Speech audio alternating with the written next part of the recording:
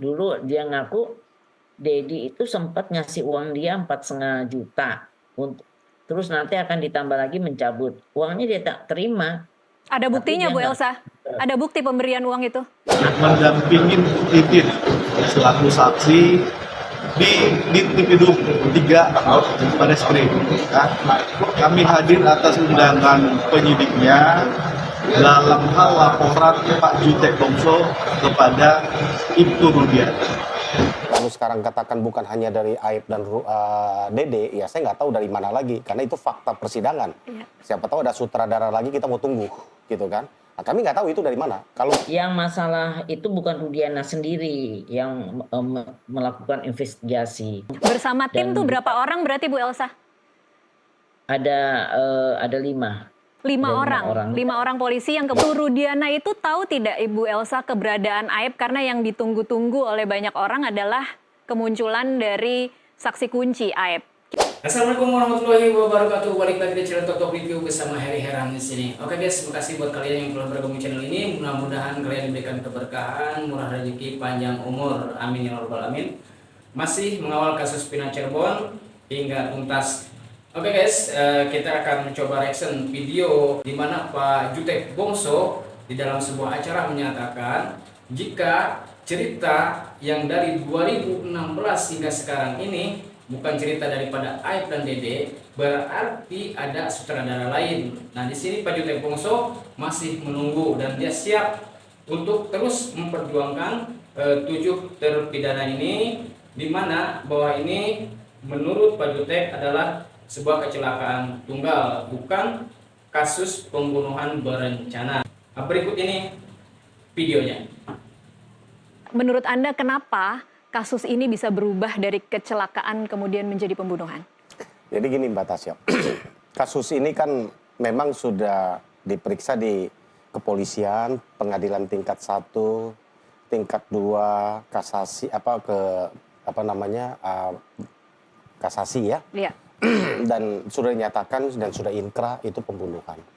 Belakangan ini bisa menjadi kecelakaan oleh karena kan ada saksi fakta yang melihat malam itu dia ada di situ, yang namanya Adi, kemudian ada Ismail, ada Purnomo, kemudian muncullah saksi-saksi yang lain yang melihat, dan kami sandingkan itu semua berkesesuaian dengan alat bukti lain, dengan yang lain. Kalau bilang pembunuhan kan nggak ada alat bukti yang lain, ya kan?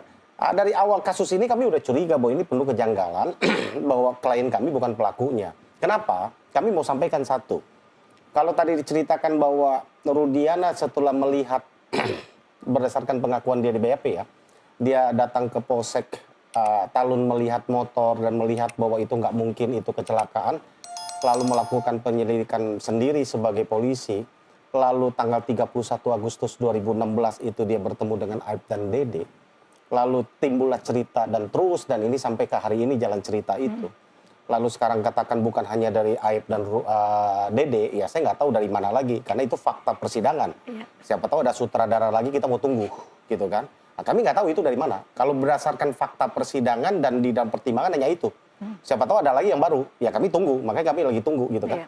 Kalau memang itu ada lagi bahwa Rudiana bukan datangnya. Jadi benar guys, apa yang dikatakan Pak Jutek Bongso itu apa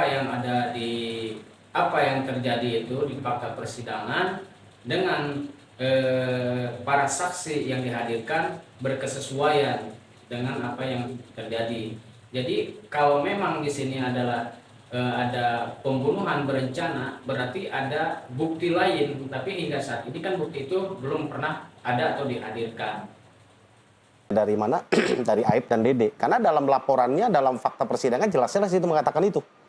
Saya sekaligus meluruskan bahwa kan kita bukan berkata-kata dan tidak membelokkan keadaan. Ya, kalau ada yang mengatakan itu di depan warung itu ada di depan tempat kerjanya Aib yang 6 meter yang disebut dengan warung, ada warung di situ. Itu namanya warung nasi kuning. Sekarang pun masih ada. Oke. Gitu kan? Itu buka sampai jam 4 sore. Tapi dalam putusan ini maksud dengan warung itu adalah warung di depan Mandua. Baca lagi aja. Saya sudah puluhan kali baca itu. Baik. Gitu kan? Oke. Bu Elsa mungkin ada komentar karena Anda yang mengatakan bahwa jarak warung itu 6 meter. Silahkan Bu Elsa. Ya, itu maksudnya si Aib itu waktu mereka nongkrong-nongkrong itu sudah melihat ya, sudah melihat. Tunggu saya ulangi dulu ya. Yang masalah itu bukan Rudiana sendiri yang melakukan investigasi. Ini melakukan ini bersama-sama timnya dan itu sifatnya investigasi. Bu Elsa di sini tidak mau membahas masalah denah yang pernah dia ceritakan atau yang pernah dia katakan di sebuah televisi dalam pernyataannya itu, yaitu jaraknya 6 meter. Di sini dia mengelak, malah membahas hal lain, bukan hal yang ditanyakan oleh pembawa acara tadi. Dan itu biasa polisi melakukan hal itu karena ada kecurigaan terhadap jenazah hasil dari visum et repertum. Bersama tim Dan tuh berapa orang berarti Bu Elsa? ada 5. Lima Ada 5 orang. orang. 5 orang polisi yang kemudian diajak untuk melakukan investigasi kasus anaknya Ya, begitu ya? melakukan ada skepnya kok, bukan liar. Oke. Terus kemudian juga menanyakan kepada Suroto, kepada itu Supardi, Suja dan semuanya ya.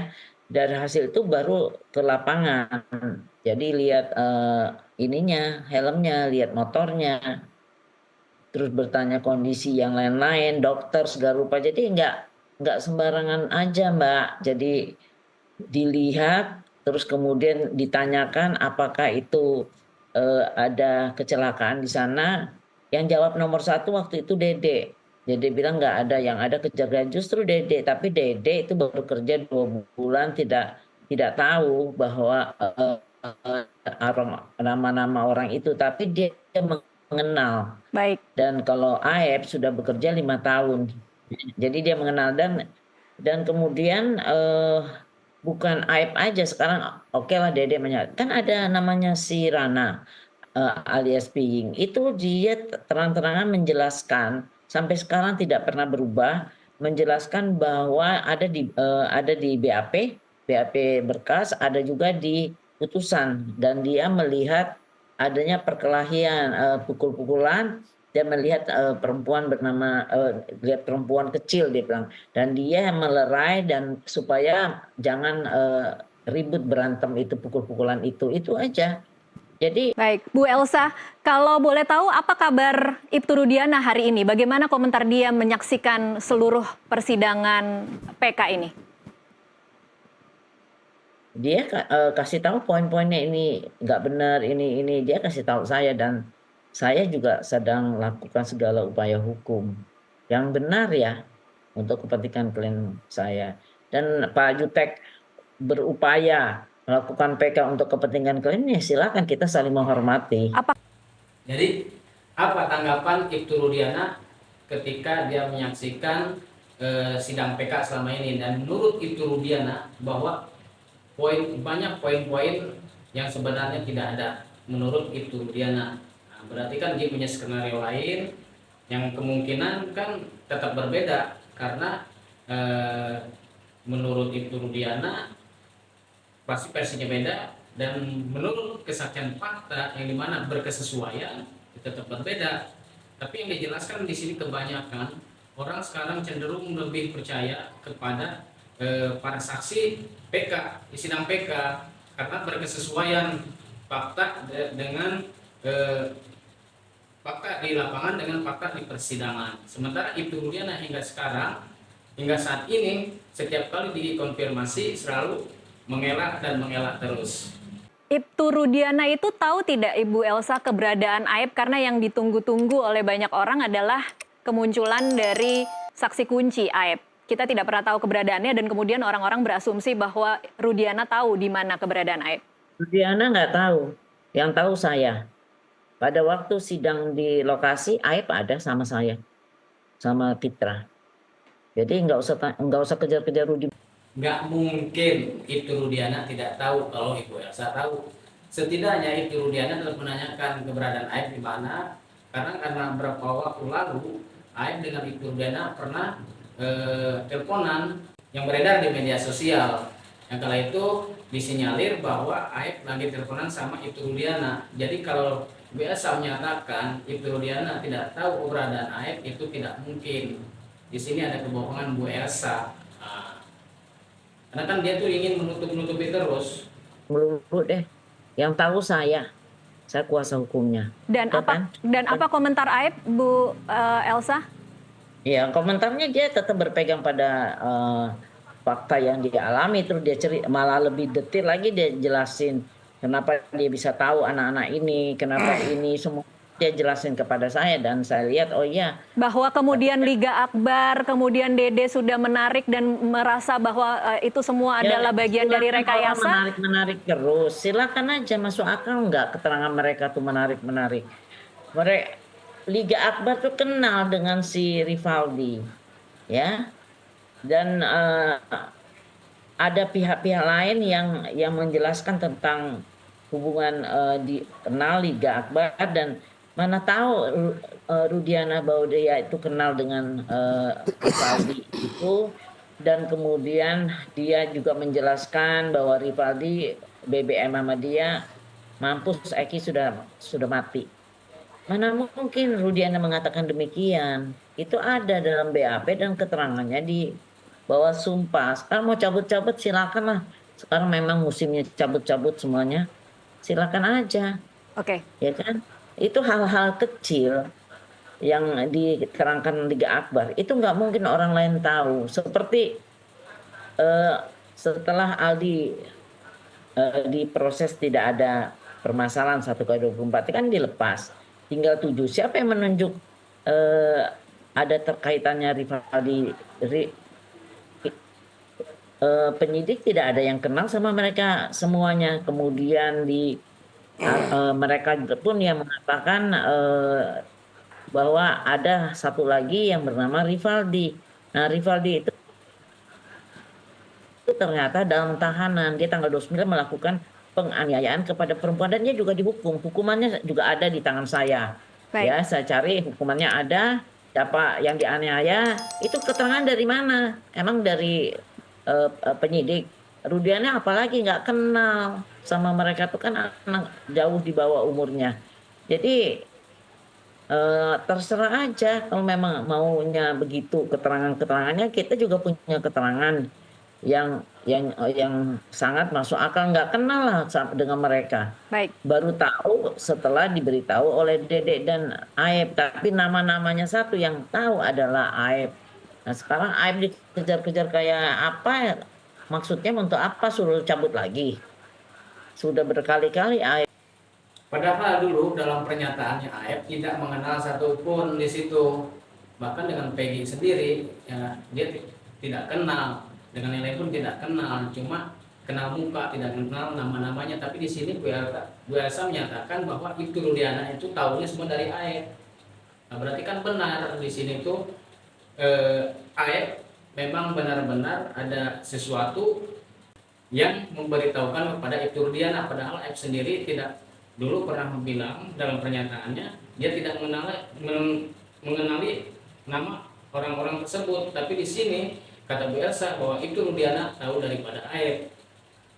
Ini dicoba untuk mencabut, malah dulu dia ngaku Dedi itu sempat ngasih uang dia 4,5 juta untuk, terus nanti akan ditambah lagi mencabut uangnya, dia tak terima. Ada buktinya Bu Elsa?